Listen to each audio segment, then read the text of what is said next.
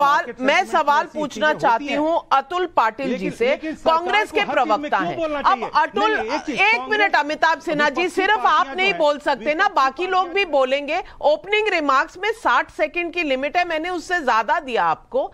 अब कांग्रेस के प्रवक्ता के बोलने का वक्त है और मैं उनसे पूछना चाहती हूं, पाटिल जी, सीधा अडानी पर हमला आज से नहीं 2014 से हो रहा है, और अंबानी अडानी की जो बात करते रहते हैं राहुल गांधी जी, वो सबने पूरे देश में सुना है।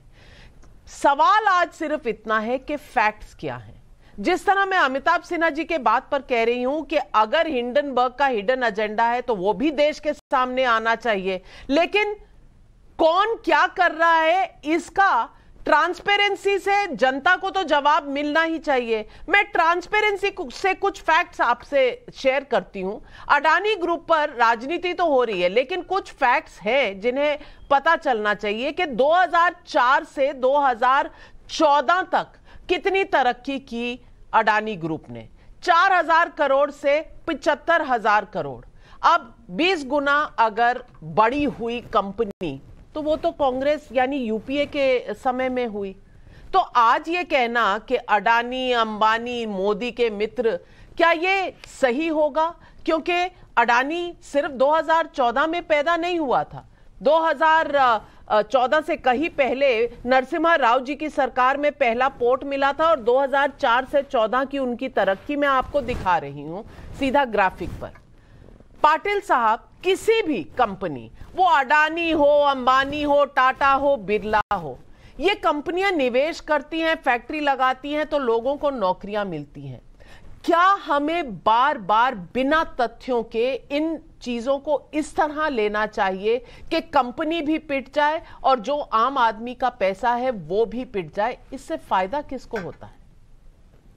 ऐसा है नाविका जी, 2-3 बातें तो हमें सामने रखनी पड़ेगी। आपने कुछ तथ्य रखे, मेरे पास कुछ तथ्य है, मैं उसमें जाऊंगा नहीं अभी।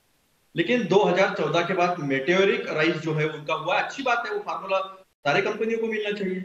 ये एक ऐसा व्यक्ति है जो पोर्ट से लेकर, माइन से लेकर, रेलवे से लेकर, किसानों के एग्रीकल्चर से लेकर हर चीज में ये इंसान एक्सपर्ट है। यानी दुनिया में ऐसा कोई दूसरा उदाहरण नहीं है। और सारी चीजें जो निकलती है सरकार की बेचने बिकवाली के लिए, वो सारी चीजें इनके पास ही जाती है। अब कुछ तथ्य जो है आपके एनालिसिस से छूट गए थे, जो मैं बताना चाहता हूं। देखिए, इतनी बड़ी कंपनी है, दुनिया का दूसरे नंबर का सबसे अमीर आदमी, सबसे बड़ी कंपनी, जिसके अकाउंटिंग फर्म का कोई वेबसाइट नहीं है, पहली बात। दूसरी बात, हिंडनबर्ग ने जो कहा है 85% आपके शेयर्स ओवर वैल्यूड है, उसकी बात नहीं आपने कही।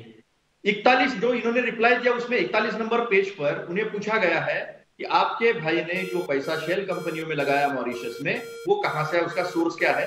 उन्होंने कहा वो भाई को पता है, मुझे पता नहीं है। शेल कंपनियों के बारे में आपने कोई चर्चा जो है वो चर्चा खड़ी नहीं की। अब मेरा सवाल आपसे, आपने अच्छी बात कही, अच्छे उद्योगपति अगर ईमानदारी से, टाटा बिरला जिनके ऊपर आज तक सवाल नहीं खड़े हुए, ऐसे 1000 अदानी खड़े होते तो हमें चाहिए, कांग्रेस को चाहिए वो। लेकिन अगर बेईमानी करके आम आदमी के पैसे को, उनके निवेशों को धोखे में अगर डालते होंगे तो सवाल खड़ा होगा, क्योंकि संसद सर्वोच्च है और संसद में ही लोगों के हितों का, लोगों के निवेश का संरक्षण हो सकता है। और जेपीसी जो है वो सर्वोच्च संस्था है, उसमें ज्वाइंट पार्लियामेंट्री कमेटी, जो किसी को भी बुला सकती है। ये एक बात।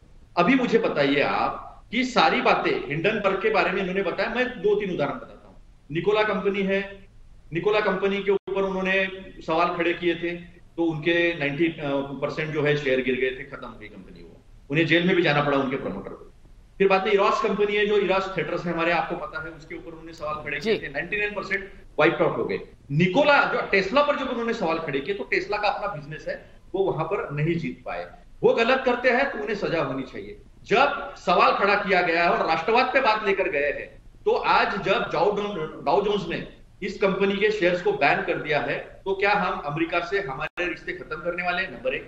नंबर 2, जब हिंडनबर्ग चैलेंज करिए, खुला चैलेंज करिए कि अमेरिका में आके हमारे ऊपर आप शूट कीजिए, तो हमारे देश के निवेशकों के लिए जो LIC है, SBI, मात्र 1 रुपए का भी अगर घपला होगा तो वो जवाबदेही उसकी बनती है।